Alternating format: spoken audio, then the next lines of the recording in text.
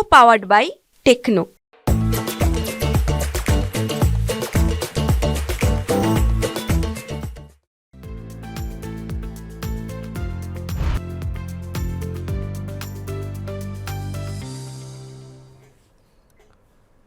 नमस्कार, good morning, सुप्रभात। क्या खरीदे क्या बेचे में आपका बहुत बहुत स्वागत है। मैं हूं संदीप ग्रोवर और मार्केट्स में तेजी का दौर थमने का नाम नहीं ले रहा है। बाजार में हफ्ते की शुरुआत बेहद मजबूती के साथ देखने को मिली।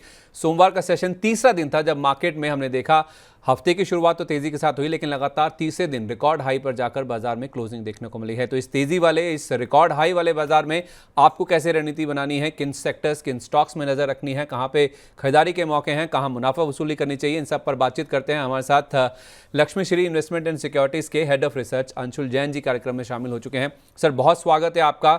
Welcome to money 9 sir. नमस्कार संदीप जी, नमस्कार आपके सभी दर्शकों को, धन्यवाद बुलाने के लिए। तो मार्केट्स में हम देख रहे हैं कि सर तेजी का दौर थमने का नाम नहीं ले रहा है। पिछला हफ्ता तो बाजार के लिए मजबूत था ही, इस हफ्ते का आगाज भी काफ़ी शानदार देखने को मिला। पहले कल के बाजार की बात करते हैं, फिर आगे की स्ट्रैटेजी की भी बातचीत करेंगे। तो बाजार हम देख रहे हैं कि लगातार तीसरे दिन मजबूती के साथ बंद हुआ। लगातार तीसरे दिन रिकॉर्ड हाई पर जाकर बाजार में हमने देखा कि जो क्लोजिंग है वो मार्केट्स में देखने को मिल रही है। बाजार में तेजी का सिलसिला थमने का नाम नहीं ले रहा है। कल भी अगर आप देखें, निफ्टी में करीब करीब 150 अंकों के आसपास के गेंस थे। सेंसेक्स ऑलमोस्ट 400 अंक चढ़ के बंद हुआ और 300 अंकों से ज़्यादा की मजबूती हमने फिर से निफ्टी बैंक में भी बनती हुई देखी। निफ्टी ने दिन के दौरान 25,950 का लेवल भी पार कर लिया था। 25,956 का लेवल है जो कि रिकॉर्ड हाई के तौर पर छुआ गया। 84,950 का लेवल पहली बार सेंसेक्स ने भी पार किया। नए रिकॉर्ड हाईज यहां भी लगते हुए देखे और बैंक निफ्टी ने पहली बार 54,000 का जो लेवल है उसके ऊपर जाकर बंद होने में, टिकने में जो कामयाबी है वो हासिल करी। फ्राइडे को भी हमने देखा था 54,000 के ऊपर के लेवल्स बनते हुए देखे थे। इंट्राडे बेसिस पर क्लोजिंग नहीं हुई थी और सोमवार के सेशन में हमने देखा जो बैंक निफ्टी की क्लोजिंग है वो 54,000 के स्तर के ऊपर देखने को मिली है। इसके मायने भी समझेंगे। पहले निफ्टी के ऊपर बातचीत कर लेते हैं। सर, निफ्टी में 26,000 का लेवल तो अब गिवन ही लग रहा है, 50 पॉइंट के आसपास की दूरी है। तो 26,000 कितना बड़ा रेजिस्टेंस है? क्या बाजार यहाँ पे समय बिता सकता है या आपको लगता है कि ये लेवल भी बहुत आसानी से पार हो जाएगा? देखिए संदीप जी, ये लेवल बहुत आराम से पार होता हुआ नहीं दिख रहा है। एक्सटेंडेड मार्केट है, निफ्टी पे फोर्थ अपडे हो जाएगा। आज का सेशन अगर हम ऊपर खुलते हैं और सस्टेन करते हैं तो आज का सेशन फोर्थ अपडे हो जाएगा। जनरली 3 to 5 बार्स की मूव होती है, बट जो पिछली 3 बार बनी है कल तक के सेशन को मिला के, वो अगर देखें तो थोड़ी सी एक्सटेंडेड है। मुझे डिप आती हुई दिख रही है। पहले 26,000 के ऊपर अगर किसी तरह की रिजेक्शन कैंडल या फेलियर मिलता है तो मैं एक बार के लिए एग्रेसिव प्रीएम्प्टिव शॉर्ट ले सकता हूं नीचे में 25,800 तक के लिए, क्योंकि 26,000 मेजर मेजर रेजिस्टेंस के तौर पे उभर के आएगा। और उसकी वजह वही है जो 24,000 के पास हमको एक्सेसिव कॉन्फिडेंस था कि यहाँ से नीचे जाने 200 पॉइंट है, ऊपर आने 1,000-1,500 पॉइंट है। वही डेटा अगेन ओवरबॉट में आता हुआ दिख रहा है। एफआईआई का डेटा देखें तो थोड़ा सा ओवरबॉट टेरिटरी में चले गए। 4 लाख कॉन्ट्रैक्ट नेट बेसिस पे लॉन्ग है।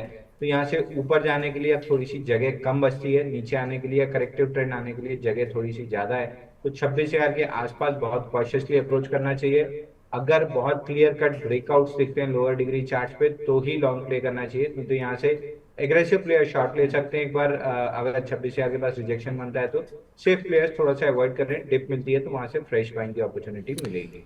फ्राइडे को बड़ी खरीदारी हुई थी, मैं मानता हूं सर, विदेशी संस्थागत निवेशकों की ओर से। एक ही दिन में हमने देखा निफ्टी एफएनओ की जहां तक बात है, जो एफएनओ साइड में अगर आप देखें वायदा बाजार में, तो एक दिन में जो खरीदारी हुई वो 3 साल में सबसे बड़ा आंकड़ा था। एक ही दिन में करीब 40,000 करोड़ रुपए की खरीदारी, कैश में 14,000 का नंबर हमने फ्राइडे को देखा था। अगर इसमें सोमवार के नंबर्स देख भी लें तो क्या 2 दिन में ही ओवरबॉट हो गया है बाजार? देखिए, हम ऑलरेडी जो फ्राइडे को बाइंग देखी गई है वो ओवरबॉट जोन से ही हम एक्सेसिव ओवरबॉट जोन की तरफ गए हैं। लास्ट वीक भी मैं कह रहा था कि हम ओवरबॉट हैं लेकिन एक्सेसिव ओवरबॉट नहीं है। तो अब हम वो एक्सेसिव ओवरबॉट की जो जोन होती है उस टेरिटरी को हिट करते हुए दिख रहे हैं। तो यहाँ से ये नहीं कह रहा हूं मैं रिवर्सल आ जाएगा, वर्टिकली मार्केट टूट जाएगा। अपसाइड में थोड़ी सी अब जो स्पेस है वो कम हो गया है। डाउनसाइड में करेक्शन की स्पेस थोड़ी सी बढ़ गई है। तो ऑड्स अब जो है बुल्स के फेवर में धीरे धीरे कम होते जा रहे हैं। अभी भी बुल्स के फेवर में लेकिन धीरे धीरे कम होते जा रहे हैं। तो मैं यहाँ पे 26,000 चूंकि साइकोलॉजिकल रेजिस्टेंस भी है तो मैं एक बार मान के चल रहा हूँ कि अगर रिजेक्शन बनता है, यहाँ पे अगर मगर वाली सिचुएशन बनी हुई है, अगर रिजेक्शन बनता है तो ही शॉर्ट करना है। अगर रिजेक्शन नहीं बनता है और अगर 15 मिनट के या 75 मिनट के चार्ट पे 4-6-8 कैंडल का बेस बना लेता है और वहां से ब्रेकआउट देता है तो फिर ब्रेकआउट भी प्ले किया जा सकता है 26,200 के लिए। लेकिन अगेन वही चीज मैं रिपीट कर रहा हूँ कि ऊपर जाने अब जगह थोड़ी सी कम है, नीचे करेक्शन आने के लिए जगह थोड़ी सी ज्यादा है। आगे बैंक निफ्टी पे जब हम डिस्कस करेंगे तब मैं बताऊंगा कि निफ्टी पे भले 3 कैंडल अप है, लेकिन मेरा व्यू थोड़ा सा यहाँ पे थकान वाला क्यों लग रहा है। तो अपसाइड की गुंजाइश कम नज़र आ रही है, यहाँ से गिरने की जो गुंजाइश है वो ज़्यादा नज़र आती है। तो भले ही एक वर्टिकल फॉल नहीं देखने को मिलेगा, लेकिन हाँ, यहाँ से ऊपर जाने की जो गुंजाइश है वो अब काफ़ी कम नज़र आ रही है। तो इस चीज़ को जरूर आपको ध्यान में रखकर चलना चाहिए, क्योंकि 26,000 मेजर रेजिस्टेंस के तौर पे मार्केट के लिए अब उभर के सामने आएगा। चलिए अब बैंक निफ्टी की बात करते हैं, जहाँ पे पीएसयू बैंकों ने कल के सेशन में डोमिनेट किया है। एसबीआई, बॉब, पीएनबी, इन सब ने बैंक निफ्टी को कल काफ़ी ज़्यादा सहारा दिया है, जिस वजह से हमने देखा 54,000 का जो लेवल पार तो हुआ दूसरे दिन, लेकिन क्लोजिंग पहली बार 54,000 के स्तर के ऊपर देखने को मिली। 54,100 के ऊपर हम गए। 54,200 के आसपास का रिकॉर्ड हाई लेवल है जो इंडेक्स ने कल के सेशन में छुआ था। अब जो तेजी है सर वो पीएसयू बैंकों की ओर से आ रही है।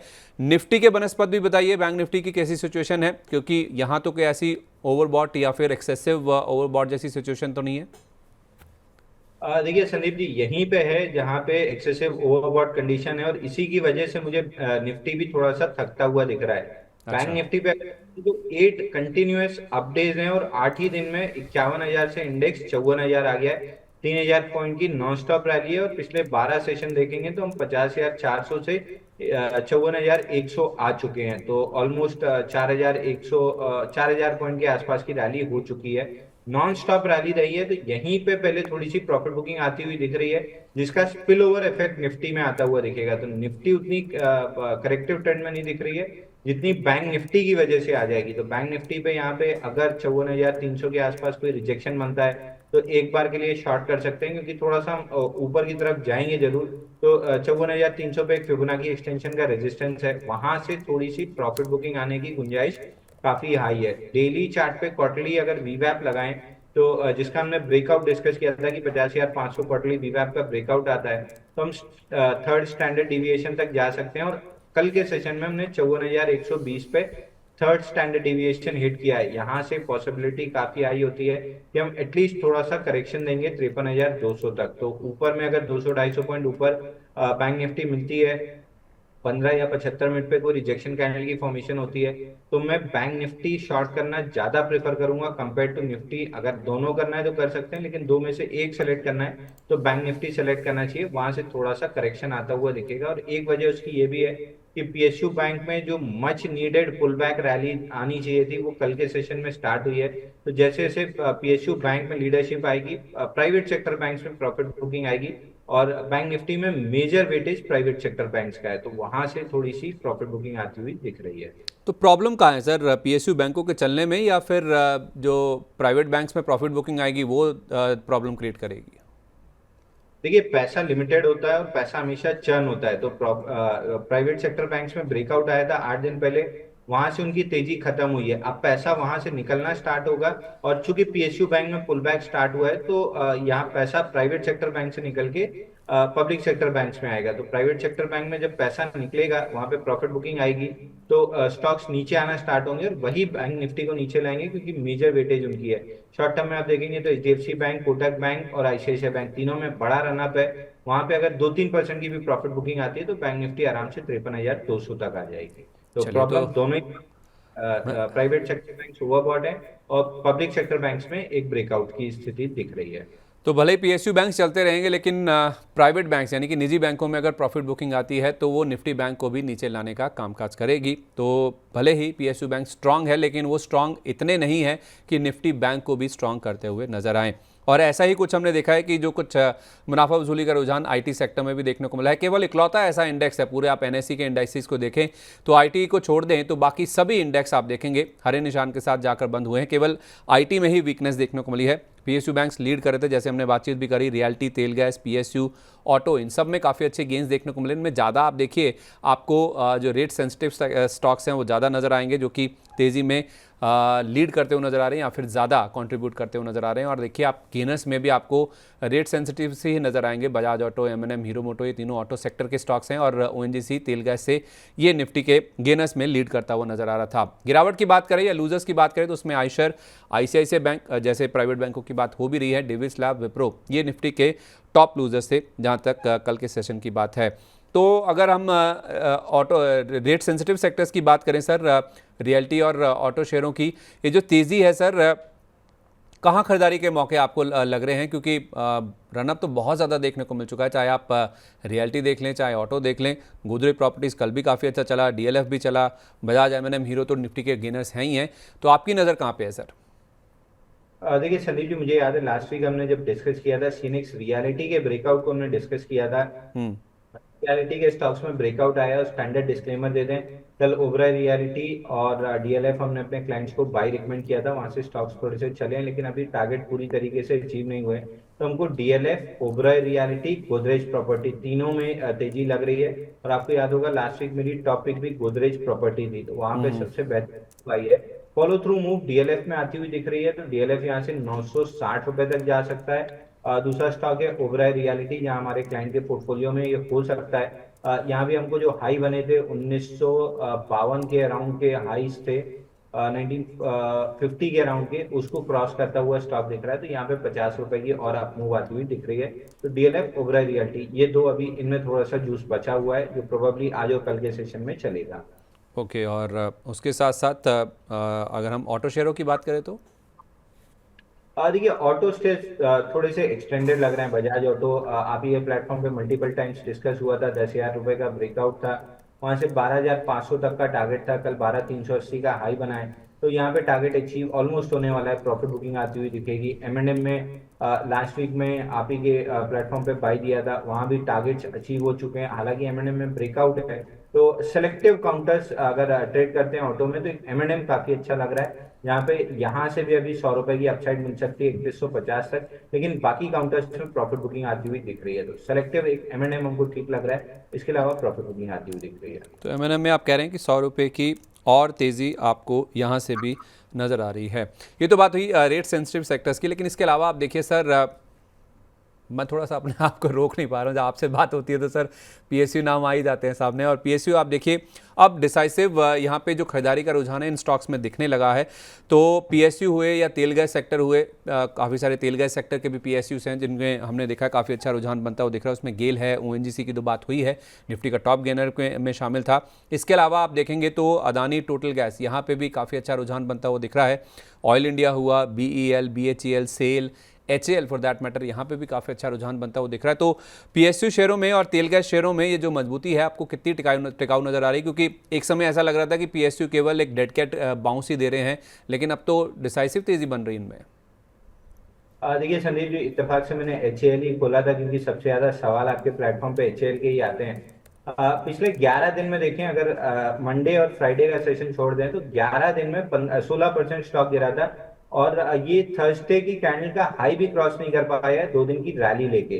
तो पुल बैक जरूर है, पुल बैक एक्सटेंड हो सकता है 4590 तक, यानी यहाँ से 100-125 रुपए और ऊपर दे सकता है। बट इस पुल बैक को पुल बैक की ही तरह ट्रेड करना चाहिए। अगर आप लॉन्ग कर रहे हैं तो बहुत छोटी सी क्वांटिटी में, और 4590 आते आते आपको पूरी तरीके से प्रॉफिट बुकिंग करके एग्जिट कर लेना चाहिए, क्योंकि नेक्स्ट लेग जब डाउन मूव आएगी तो स्टॉक 3900 आता हुआ दिखेगा। बाकी 3 स्टॉक्स जिनमें सबसे ज्यादा सवाल आते हैं, जीआरएससी, मैस्टॉक और एससीआई, इनमें भी पुल बैक है।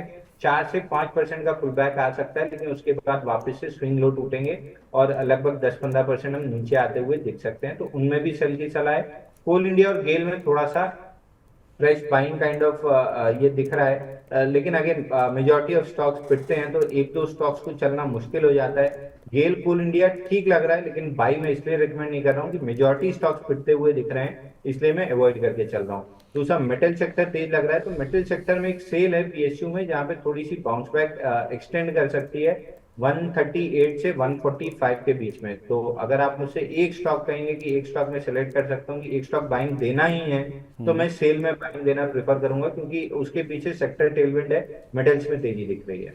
तो मेटल सेक्टर से अगर आप चुनना है कोई पीएसयू तो मेटल सेक्टर से चुनिए, जो कि सेल हो सकता है। यहाँ पे जो बाउंस बैक आ रहा है वो और भी ज़्यादा एक्सटेंड होता हुआ नजर आ सकता है। कोल इंडिया, गेल में फ्रेश बाइंग इंडिकेशन तो मिल रहे हैं, लेकिन बाकी स्टॉक्स नहीं परफॉर्म करे, तो इसलिए यहाँ पे अवॉइड करें। और जीआरएससी यानी कि गार्डन रीच हुआ, मैसगांव डॉक हुआ, और एससीआई, यहाँ पे भी हो सकता है कि 5% तक और भी पुल बैक आता हुआ दिखे, लेकिन एचएएल में केवल 4590 तक का ही पुल बैक आएगा। वहाँ पे आपको प्रॉफिट बुकिंग करनी है। उसके बाद हो सकता है शेयर अगर गिरता है नीचे की और अगर रिट्रेस होता है तो 3900 तक के जो लेवल्स हैं वो भी आते हुए नज़र आ सकते हैं। तो ये आपके PSUs, तेल गैस और मेटल सेक्टर पूरा ही यहाँ पे कवर होता हुआ नजर आ रहा है। आप थोड़ा ब्रॉडर मार्केट्स की बात कर लेते हैं। 1768 शेयर ऐसे हैं जो कि कल के सेशन में चढ़ के बंद हुए, क्योंकि बाजार का मूड माहौल अच्छा था, तेजड़ियों की गिरफ्त में है बाजार। 1000 से ज़्यादा शेयर लेकिन गिर के भी बंद हुए हैं। मिड कैप इंडेक्स आप देखिए 500 अंकों से ज़्यादा चढ़ गया और स्मॉल कैप इंडेक्स में भी 425 अंकों के आसपास की गेंस बनते हुए दिखे। दोनों इंडाइसिस ने दिन के दौरान रिकॉर्ड हाई लेवल्स टच किए, जैसे हमने निफ्टी, सेंसेक्स और बैंक निफ्टी में भी रुझान देखा है। तो ब्रॉडर मार्केट्स भी इस तेजी में पार्टिसिपेट करते हुए देख रहे हैं, क्योंकि एफआईएस की ओर से जो खरीदारी है वो बाजार में अब लौटती हुई नजर आ रही है। कुछ गेनर्स आपके सामने रख रहा हूं सर। इसमें एचडीएफसी फाइनेंस है, 20% का सर्किट लग गया। स्किपर है, बीएफ यूटिलिटीज है, अंबर एंटरप्राइजेस। इनमें कल के सेशन में काफ़ी दमदार एक्शन देखने को मिला था। कोई ऐसा स्टॉक जो चार्ट पे आपको लग रहा है कि अभी भी यहाँ पे फ्रेश खरीदारी की जा सकती हो? देखिए, फ्रेश खरीदारी के लिहाज से एचडीएफसी फाइनेंस जो है, ये हमको अच्छा लग रहा है, क्योंकि इसमें एक कह सकते हैं कि IPO base kind of breakout है। 95 रुपीज पे अगर डिप मिल जाती है कहीं भी 100-98 के बीच में, तो स्टॉक को लॉन्ग करके चल सकते हैं। ऊपर में 140-145 रुपए आता हुआ दिख रहा है। दूसरा स्किपर आप ही के प्लेटफॉर्म पे मैंने बाई दिया था स्विंग बेसिस पे, वहां पे टारगेट अचीव होते हुए दिख रहे हैं, तो स्किपर में प्रॉफिट बुकिंग करनी चाहिए। एचडीएफसी फाइनेंस में फ्रेश बाइंग करके चल सकते हैं। तो आप कह रहे हैं कि प्रॉफिट बुकिंग कर लीजिए आप स्किपर के स्टॉक में, लेकिन एचडीएफसी फाइनेंस जिसमें कल सर्किट लगा था, कोई भी डिप मिलता है नीचे में तो आप खरीदारी कर सकते हैं, क्योंकि 140-145 तक के जोन्स ये स्टॉक टच करता हुआ नज़र आ सकता है। चलिए, तो बात हुई कल के बाजार की। अब फोकस करते हैं आज के बाजार पे, कैसे आपको ट्रेडिंग रणनीति बनानी चाहिए। जो लगातार मार्केट रिकॉर्ड हाइज बना रहा है, ऐसे बाजार में आपको कैसे रणनीति बनानी चाहिए, किन सेक्टर्स, किन स्टॉक में पैसा बनेगा, ये अंशुल जी से पूछते हैं। सर, ट्रेडर्स के जो फ्रेंडली स्टॉक्स हैं, जिसमें RIIL हुआ, जैकॉप हुआ, ये कुछ ऐसे स्टॉक्स हैं जो कि ट्रेडर्स फेवरेट हैं, और ये तो वैसे भी एक ट्विंस के तौर पे जाने जाते हैं। जब भी चलते हैं तो साथ में चलते हैं। ये RIIL है, जैसे हम रिलायंस इंडस्ट्रियल इंफ्रा के नाम से जानते हैं। तो RIIL और जैकॉप सर ट्रेडर्स के फेवरेट स्टॉक्स हैं। तो ये ट्रेडर्स वाले जो हाई बीटा नेचर वाले स्टॉक्स अगर एक्टिव हो रहे हैं, पहले तो इसके मायने क्या है वो बताइए, और इन दोनों स्टॉक्स में और कितनी तेजी बाकी है वो भी बताइए। और देखिए, हाई बीटा काउंटर जब एक्टिव होते हैं तो मान के चलते हैं कि यहाँ पे रिटेल्स को ट्रैक करने की कोशिश होती है, फैग एंड पे चलते हैं। तो और डेटा ओवरबॉट है, इसलिए मेरे को अपसाइड कम, डाउनसाइड थोड़ी सी, मतलब प्रॉफिट बुकिंग ज्यादा दिख रही है। लेकिन इन काउंटर्स को फैग एंड पे अगर आप ट्रेड करते हैं तो थोड़ी सी रिस्क ज्यादा होती है, लेकिन रिवॉर्ड उतना ही ज्यादा बनता हुआ दिखता है, क्योंकि मोमेंटम सब कोई चेस करता है। Out of the two RIIL और जैकॉर्प में, जैकॉर्प के चार्ट ज्यादा अच्छे हैं। 178 डेज का कपनैंडल पैटर्न बना हुआ है। कल के सेशन में ऑलमोस्ट ब्रेकआउट पॉइंट पे आगे क्लोज किया था, तो 405 रुपए के ऊपर जैसे स्टॉक निकलता है, इसमें बड़ी तेजी डेवलप होती हुई दिखेगी। लगभग लगभग मान के चलिए कि 540 रुपए तक, यानी 140 रुपए की अपसाइड बन सकती है अगर 405 के ऊपर सस्टेन करता है। प्रीएम्प्टिव बाई सजेस्ट नहीं करूंगा। 405 के ऊपर टिक जाता है तो आपको लॉन्ग करना चाहिए। 540 तक का टारगेट मिलेगा। 405 पे जब ब्रेकआउट आएगा तब आपका स्टॉप लॉस 375 या 370 रुपए का क्लोजिंग बेसिस पे बनेगा। चलिए, ठीक है। ये तो बात हुई कुछ ट्रेडर्स फ्रेंडली स्टॉक्स की, जो कि ट्रेडर्स के पसंदीदा होते हैं, हाई बीटा नेचर होती है, और उसका बाजार पे क्या इंपैक्ट है या क्या मायने हैं वो भी हमने अंशुल जी से समझ लिया। लेकिन सर, ऑटो एंसिलरी स्टॉक्स आप देखिए, हमने ऑटो शेयरों की तो बात कर ली, ऑटो एंसिलरी में भी काफ़ी अच्छा एक्शन बनता हुआ दिख रहा है, चाहे वो मिंडा कॉप हो, उनो मिंडा हो, MRF हो, एक्साइड इंडस्ट्रीज हो। और ऑटो एंसिलरी में हम देख रहे हैं कि जो मूव्स आते हैं वो भी काफ़ी शार्प देखने को मिलते हैं। आप देखिए उनो मिंडा के शेयर में किस तरह से लोअर लेवल से रिकवरी देखने को मिली, और मिंडा कॉप के भी देखिए आप second half of the day जो था कितना स्ट्रांग देखने को मिला है। तो ये जो ऑटो एंसिलरी शेयरों में खरीदारी हो रही है या तेज़ी आ रही है सर, इनमें कोई स्टॉक जो आपके रडार पे है जहाँ पे अभी भी अप मूव बन सकता है? और संदीप जी, आप ही के प्लेटफॉर्म पे NDR ऑटो एंसिलरी से हमने काफी समय डिस्कस किया था, जब इसमें 946 पे कपनैंडल पैटर्न का ब्रेकआउट आया था जुलाई के महीने में। वहां से देखिए ऑलमोस्ट डबल हो चुका है। अब जो इसी लगभग इसी तरीके का फ्रेश ब्रेकआउट आ रहा है, वो आ रहा है आस्क ऑटो में। तो आस्क ऑटो में एक फ्लैगिश काइंड ऑफ पैटर्न बना है, जहां से 472 रुपए के ऊपर ब्रेकआउट आएगा। तो हमको ऑटो एंसिलरी में पहले NDR ऑटो काफी अच्छा लग रहा था, वहां पे प्रॉफिट बुकिंग करके कैपिटल शिफ्ट करनी चाहिए आस्क ऑटो में, आस्क ऑटो लिमिटेड। यहाँ पे 471 निकलते ही से ब्रेकआउट बनेगा, ऊपर में 550 तक के टारगेट मिलेंगे, और ब्रेकआउट के बाद आपको स्टॉप लॉस लगाना है 445 का क्लोजिंग बेसिस पे। तो ये स्टॉक हमको ऑटो एंसिलरी में बहुत अच्छा लग रहा है। टारगेट क्या बताया सर? 445 का स्टॉप लॉस हो गया, 540 रुपए तक ये स्टॉक जा सकता है। चलिए ठीक है। आस्क ऑटोमोटिव आपके सामने चार्ट स्क्रीन पे था भी, 472 रुपये के ऊपर ब्रेकआउट होता हुआ नजर आएगा यहाँ पे, और 540 का टारगेट बनेगा तब, और 445 रुपये का आपको यहाँ पे स्टॉप लॉस लेके चलना है। ये आस्क ऑटोमोटिव वैसे ही स्टॉक है जैसे एनडीआर ऑटो में हमने देखा था। अब वहाँ पे बोनस का जो अनाउंसमेंट है वो हुआ है, जिसकी हम देख रहे हैं, जिस वजह से शेयर में आज के सेशन में भी माफ़ कीजिए सोमवार के सेशन में भी 10% का ऊपरी सर्किट लगता हुआ दिखा भी है। ज्वेलरी शेयरों में तेजी थमने का नाम नहीं ले रही है सर। पीएन गाडगिल जिसका आईपीओ आया था, हमने देखा था कि आईपीओ के बाद थोड़ी सी प्रॉफिट बुकिंग हावी हुई, और उसमें कल आप देखिए 10% का ऊपरी सर्किट लगता हुआ दिखा है। कल्याण ज्वेलर्स देख लीजिए, मोती सन्स देख लीजिए, इन सारे शेयरों में आप देखिए ज़बरदस्त एक्शन बनता हुआ दिखा है। देखिए पीएन गाडगिल का शेयर 800 रुपये पर पहुंचता हुआ दिख रहा है। क्या राय होगी सर आपकी ज्वेलरी स्टॉक्स को लेकर? अभी भी दमखम बाकी है, जितने शार्प मूव्स इनमें आ रहे हैं, क्या ये जस्टिफाइड है? देखिए संदीप जी, इस सेक्टर से कल हमने 3-4 बाई कॉल इनिशिएट किए हैं। राधिका ज्वेलर्स हो गया, पीसी ज्वेलर्स हो गया, गोल्डियम हो गया, और ये 3 स्टॉक्स में हमने बाई कॉल अपने क्लाइंट्स के लिए इनिशिएट किए हैं। राधिका ज्वेलर्स जो हमारी टॉप पिक रहा है, उसमें वापस से फ्रेश ब्रेकआउट आया है, 145 तक स्टॉक जाता हुआ दिख रहा है, और शायद 145 को वहां पे रेजिस्टेंस ना ले, एक्सीड करते हुए निकले, बट 145 निकलने के बाद वापस से उस स्टॉक का टारगेट हम रिवाइज करेंगे। तो मोती सन्स हमको अच्छा लग रहा है, गोल्डियम हमको अच्छा लग रहा है। गोल्डियम में ऊपर में 440 तक ये स्टॉक जाता हुआ दिखेगा। पीसी ज्वेलर्स में कल फ्रेश ब्रेकआउट बना है, हालांकि 5% का सर्किट है। राधिका और पीसी ज्वेलर्स में दोनों सर्किट में जाके क्लोज हुए थे, तो पीसी ज्वेलर्स में भी 164 165 तक की अपसाइड लग रही है। तो एनी डे मेरी प्रेफर्ड पिक राधिका ज्वेलर्स है, उसके बाद पीसी ज्वेलर्स में भी ब्रेकआउट है और गोल्डियम में भी ब्रेकआउट है। तो तीनों स्टॉक्स देखे जा सकते हैं। इसके अलावा बाहर निकलना है तो फिर मोती सन्स, इसमें भी ठीक ठाक अपमूव दिख रही है, बट राधिका ज्वेलर्स है जो हम अपने क्लाइंट्स को काफी जोर से रिकमेंड कर रहे हैं। एक जो आपने सर गोल्डियम की बात करी, कुछ लोग इसे गोल्ड डायम के नाम से भी जानते हैं, क्योंकि शायद ये गोल्ड और डायमंड इसका कॉम्बिनेशन है, शायद इसका जो नाम है। मैंने कुछ लोगों को इसका नाम गोल्ड डायम के नाम से भी लेते हुए सुना है। तो ये आप बताइएगा सर, गोल्डियम बोले इसे या गोल्ड डायम बोले, कैसे इसको प्रोनाउंस करना है? क्योंकि कई बार क्या होता है कि किसी कंपनी का अगर नाम गलत बोल दे तो शायद कुछ लोग उसमें थोड़ा सा बुरा भी मानते हैं, उसको गलत भी समझते हैं। तो माफ़ी चाहते हैं अगर हमने गोल्ड डायम की जगह गोल्डियम बोल दिया हो या गोल्डियम की जगह गोल्ड डायम बोल दिया हो। तो स्टॉक लेकिन काफ़ी ज़बरदस्त मूव दे रहा है यहाँ पे, और यहाँ पे भी खरीदारी के मौके बन रहे हैं। कुछ खबरों वाले शेयरों की बात करें सर, सोमवार के सेशन में तो स्पाइसजेट ने अनाउंस किया है कि इन्होंने QIP पूरा कर लिया है। अब ये अपनी जो फ्लीट साइज़ है उसे बढ़ाकर 100 तक लेके जाना चाहते हैं, 2026 के एंड तक जाता बात है। वोडाफोन को लेके तो अपडेट आ ही रहे हैं। इन्होंने 30,000 करोड़ रुपए के केपेक्स का अनाउंसमेंट किया है। सरकार से फिर से ये फ्रेश गुहार लगा रहे हैं, किसी तरह से इनको जो AGR बकाया है उसमें थोड़ी सी राहत मिल सके। ग्लेनमार्क फार्मा में जो खबरें आ रही हैं उसका भी इम्पैक्ट हमने पॉजिटिव साइड पे बनता हुआ दिखा है। तो ऐसी खबरों वाले शेयरों पर सर कोई ऐसा स्टॉक जो कि चार्ट वाइज या फिर फंडामेंटली आपको अच्छा लग रहा हो? देखिए स्पाइस जेट में एक आप ट्रेडिंग बेट ले सकते हैं, न्यू स्पेस जिसको हम कहते हैं। यहाँ पे स्टॉक 77 तक जाता हुआ दिख रहा है, और 77 के ऊपर अगर ब्रेकआउट सस्टेन हो जाता है तो ऊपर में 93 तक ये स्टॉक जा सकता है। लेकिन न्यू स्पेस और टेक्निकल ब्रेकआउट की वजह से मैं सजेस्ट कर रहा हूँ, फंडामेंटल थोड़े से हिले हुए हैं इस काउंटर के, तो थोड़ा सा ध्यान से टाइट स्टॉप लॉस लगा के ट्रेड कीजिएगा। फिलहाल अगर बाई करते हैं तो स्टॉप लॉस 64 रुपीज का क्लोजिंग बेसिस पे आता है, तो केवल एग्रेसिव प्लेयर्स के लिए ये बाई कॉल रहेगा। दूसरा वोडाफोन आइडिया में कंप्लीटली अवॉइड की लिस्ट में डाल के रखूंगा। लास्ट वीक और बिल्कुल लास्ट वीक भी मैंने कहा था, बिरला जी को देख के अगर आप बाई कर रहे हैं तो उनकी 2 लाख करोड़ की नेटवर्थ है और 30,000 करोड़ का उन्होंने माल खरीदा है, उनके लिए चना मुरमुरा है। ग्रासिम का एक डिविडेंड उनको लॉस रिकवर करा देगा, लेकिन आप अपनी हार्ड अर्न मनी डालते हैं तो वो बर्बाद हो जाएगी। पिछले हफ्ते में वही होते हुए दिखा, तो वोडाफोन को मैं कंप्लीटली अवॉइड की लिस्ट में डालूंगा। मैं शॉर्ट भी नहीं रिकमेंड करूंगा, क्योंकि अगर कोई भी अच्छी न्यूज आती है तो एकदम से स्टॉक में रैली भी बन सकती है, जो कि शॉर्ट लिव्ड रहेगी, वापस नीचे आ जाएगा, लेकिन अगेन शॉर्ट वालों के स्टॉप लॉसेस तो ट्रिगर हो ही जाएंगे।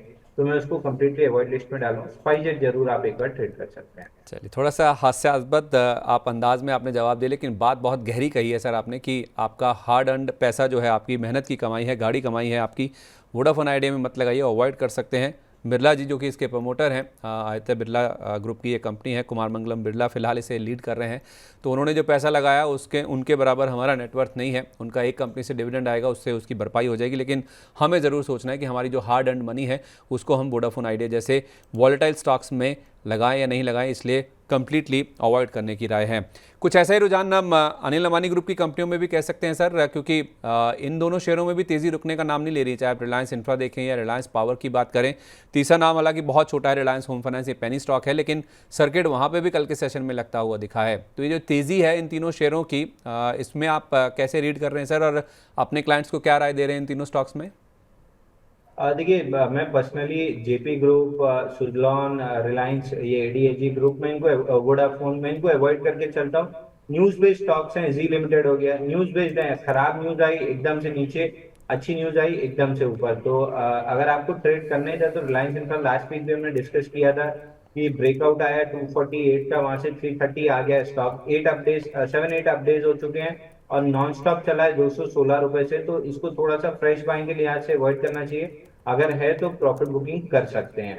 दूसरा, रिलायंस, इसमें रिलायंस इंफ्रा के अलावा बाकी स्टॉक्स मेरे को कोई ऐसे अच्छे नहीं लग रहे हैं कि ट्रेड किए जाएं, तो अवॉइड करके चल सकते हैं। आर पावर में थोड़ी बहुत मोमेंटम है इसमें, लेकिन 5% का सर्किट है। अगर आप ये रिस्क ले सकते हैं तो स्टॉक ऊपर में 50-54 रुपीज तक जाता हुआ दिख रहा है, लेकिन 5% का सर्किट है। कोई भी खराब न्यूज आई तो आपको एग्जिट का मौका नहीं मिलेगा, फंस सकते हैं। तो इस रिस्क को अगर आप ले सकते हैं तो एक बार आर पावर में एंट्री कर सकते हैं। अगर किसी दिन ओपन मिल जाए तो 50 रुपए तक एक बार टेक्निकली बाउंस बैक में जाता हुआ दिख रहा है। तो ऐसा है तो सर फिर एक स्टॉप लॉस दे दीजिए, जो भी एंटर करना चाहते हैं उनको पता चल जाए कि रिस्क कितना है। देखिए, स्टॉप लॉस वैसे करंट मार्केट स्ट्रक्चर पे 34 रुपीज का बनेगा, लेकिन अगर ये पलट के लोअर सर्किट मारना स्टार्ट करेगा तो आपको निकलने का मौका नहीं मिलेगा, इसलिए बेचने का मैं मौका नहीं मिलेगा। सही कह रहे हैं सर, बिल्कुल। 5% का सर्किट है रिलायंस पावर की, जहाँ तक बात है 50-54 तक ये जा सकता है, लेकिन नीचे में अगर सर्किट लगने लग गए तो फिर 34 का जो स्टॉप लॉस अगर आप लगा भी लेंगे तो आपका माल छूटेगा नहीं छूटेगा, आपकी पोजीशन हल्की होगी नहीं होगी, स्क्वायर ऑफ होगी नहीं होगी, इसकी कोई गारंटी नहीं है। इसलिए 34 रुपये का स्टॉप लॉस तो आपको दिया जा रहा है सर की ओर से, लेकिन ये स्टॉप लॉस आपका टिक पाएगा क्या, इस पे आपकी पोजीशन वाइंड अप हो पाएगी नहीं हो पाएगी, ये थोड़ा सा चैलेंजिंग है। इसलिए आप अपना रिस्क रिवॉर्ड देखकर ही इसमें खरीदारी की कोई भी पोजीशन बना के चलें। अच्छा सर, ये देवयानी इंटरनेशनल हुआ, आरबीए हुआ, यानी कि जिसे हम बर्गर किंग के नाम से पहले जानते थे, अब इसे रेस्टोरेंट ब्रांड्स एशिया के नाम से हम जानते हैं, और उसमें सफायर फूड्स भी अगर आप शामिल कर लें, इन स्टॉक्स में हम देख रहे हैं कि काफ़ी अच्छा रुझान तेज़ी का बनता हुआ दिख रहा है। कोई खास ऐसा न्यूज़ फ्लो या अपडेट है जिस वजह से इतनी अच्छी तेज़ी बनती हुई नजर आ रही है, या फिर कोई चार्ट्स पे ही केवल एक बाउंस बैक जैसी सिचुएशन है? देखिए, बाकी दो स्टॉक्स में तो बाउंस बैक जैसी सिचुएशन है, लेकिन देवयानी इंटरनेशनल में कप एंड हैंडल पैटर्न का ब्रेकआउट है 164 दिन का 191 पे। और स्टैंडर्ड डिस्क्लेमर दे दें, कल हमने अपने क्लाइंट्स को बाई रिकमेंड किया था जब इसमें फॉलो थ्रू मूव मिल रही थी, क्योंकि ब्रेकआउट पॉइंट के पास हम मिस कर गए थे। कल के सेशन में फॉलो थ्रू मूव बन रही थी तो हमने अपने क्लाइंट्स को बाई रिकमेंड किया है। तो हमारे क्लाइंट्स के पोर्टफोलियो में स्टॉक लॉन्ग हो सकता है। ऊपर में स्टॉक का जो स्विंग हाई बना था 237 की, सॉरी, टू बी प्रिसाइज ये था 227.5, इसको ना सिर्फ टेस्ट करते हुए दिख रहा है बल्कि इसके ऊपर निकल के 250 तक ये स्टॉक जाता हुआ दिख रहा है। अब आप मोमेंटम चेज कर रहेंगे, अगर फ्रेश बाई करते हैं तो मोमेंटम चेज होगा, इसलिए 210 रुपए का क्लोजिंग बेसिस का स्ट्रिक्ट स्टॉप लॉस लेके ही लॉन्ग कीजिएगा। 250 जाता हुआ दिख रहा है। अगेंस्ट स्टैंडर्ड डिस्क्लेमर, कल हमने बाई दिया तो हमारे क्लाइंट के पोर्टफोलियो में हो सकता है। सर, एक आरबीआई के ऊपर भी अपनी राय दे दीजिए, ये जो रेस्टोरेंट ब्रांड्स एशिया जिसे हम बर्गर किंग के नाम से जानते थे, क्योंकि इसका टिकट साइज छोटा है तो लोगों का रुझान बहुत ज़्यादा रहता है स्टॉक में। देखिए, स्टॉक कंप्लीटली साइडवेज है और एक कॉइलिंग पैटर्न जरूर बना है। 116 रुपए निकलता है तो इसमें भी मोमेंटम आना स्टार्ट होगा, तो बाई करना है तो 116 रुपए के ऊपर बाई कीजिएगा 132 रुपए तक के लिए, और 132 के ऊपर इसका स्ट्रक्चर चेंज होके वापस से साइडवेज टू बुलिश हो जाएगा। तो शॉर्ट टर्म प्ले करना है तो 116 रुपए के ऊपर 132 तक, और लॉन्ग टर्म प्ले करना है तो 132 के ब्रेकआउट का वेट कीजिए। ठीक है, लॉन्ग टर्म के लिए 132 के स्टॉप लॉस का आप ब्रेकआउट का वेट कीजिए। शॉर्ट टर्म में ये 132 तक जा सकता है, वहाँ तक आप जरूर प्ले आउट कर सकते हैं अगर 116 का लेवल ऊपर की ओर पार होता है। आखिरी सवाल आपसे सर, आप कौन से ऐसे स्टॉक्स हैं, सेक्टर्स हैं जिनको रिकमेंड कर रहे हैं जहाँ पे अभी भी खरीदारी की जा सकती है इतनी तेज़ी वाले बाजार में? देखिए, दो स्टॉक्स मुझे अच्छे लग रहे हैं। पहला है M&M finance, again interest rate sensitive वाला काउंटर है, और यहाँ पे बहुत अच्छी पॉजिटिव न्यूज आनी चाहिए इंटरेस्ट रेट सेंसिटिव काउंटर्स में। लगभग सबसे अच्छी बाइंग दिख रही है। यहाँ पे एक फ्लैग पैटर्न का ब्रेकआउट है, दो हैमर कैंडल थी जहाँ पे स्विंग लो को रिजेक्ट किया है, वीक लॉन्ग्स को शेक किया है, तो ये स्टॉक थोड़ा सा तेजी दिखा सकता है। 331 के अराउंड बाई करना है, 325 रुपए का स्टॉप लॉस रहेगा। 340 पे एक एक्सटेंशन का रेजिस्टेंस है, अगर उसको स्लाइस करता है तो 365 तक जा सकता है, बट आप 340 पकड़ के चलिए, वहां पे दोबारा सवाल पूछ सकते हैं, और अगर अपॉर्चुनिटी नहीं मिलती है तो एक बार प्रॉफिट बुकिंग कर लीजिएगा। ठीक दूसरा है। स्टॉक हमने ऑलरेडी डिस्कस किया था, रियलिटी सेक्टर में हमको तेजी लग रही है, तो डीएलएफ 905 के राउंड अगर बाई करके चलते हैं तो 890 रुपए का आपका स्टॉप लॉस बनेगा। ऊपर में 925 रुपए आता हुआ दिख रहा है, 925 को अगर स्लाइस कर देता है तो जो स्विंग हाई बना था 1 अप्रैल 2024 को 962 रुपए का, ये अगला टारगेट बनेगा। तो फिलहाल 925 पकड़िए, अगर स्लाइड टू करता है तो फिर 965 तक जा सकता है। चलिए, तो डीएलएफ में पहला टारगेट 925 है, जो कि बहुत आसानी से अचीव होता हुआ नजर आ रहा है, क्योंकि ज़्यादा दूर नहीं है। इसके बाद 962 का टारगेट है, और एम फाइनेंशियल में 340 इमीडिएट टारगेट है। उसके बाद 365 तक के जो टारगेट्स हैं वो भी आते हुए नजर आ सकते हैं। यहाँ पे आपको 325 रुपये का स्टॉप लॉस रखना होगा। बहुत बहुत धन्यवाद सर, आज सुबह सुबह हमारे साथ कार्यक्रम में शामिल होने के लिए, अपना कीमती समय देने के लिए। जाने से पहले कोई डिस्क्लोजर सर? देखिए, जितने स्टॉक्स हमने डिस्कस किए हैं नियर अबाउट ब्रेकआउट थे, तो हमारे क्लाइंट्स के पोर्टफोलियो में होंगे, क्योंकि हम डिलीवरी कॉल्स अपने क्लाइंट को ब्रेकआउट देते हैं 3 से 5 दिन के प्रोस्पेक्टिव से। तो देवयानी एक जैसे हो गया, ये तो हो गई, तो बाकी सारे स्टॉक्स भी हो सकते हैं, लेकिन मेरे पर्सनल पोर्टफोलियो में कोई भी स्टॉक नहीं है। चलिए, बहुत धन्यवाद sir, thank you so much for joining us today. Thank you.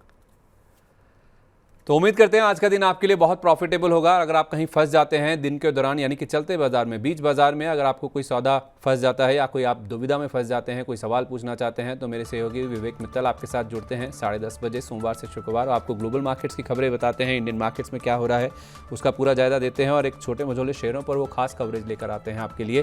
तो जुड़ना मत भूलेगा सुबह 10:30 बजे बीच बाजार में। तो क्या खरीदें क्या बेचें में आज के लिए बस इतना ही। कल आपसे फिर मुलाकात होगी। नए रिकॉर्ड हाई इस बाजार में लग रहे हैं। उम्मीद करते हैं इस रिकॉर्ड हाई वाले बाजार में आपके बाजार में भी मुनाफे के नए रिकॉर्ड हाईस लगते हुए देखें। इसी उम्मीद के साथ आप मुझे दीजिए इजाजत। नमस्कार।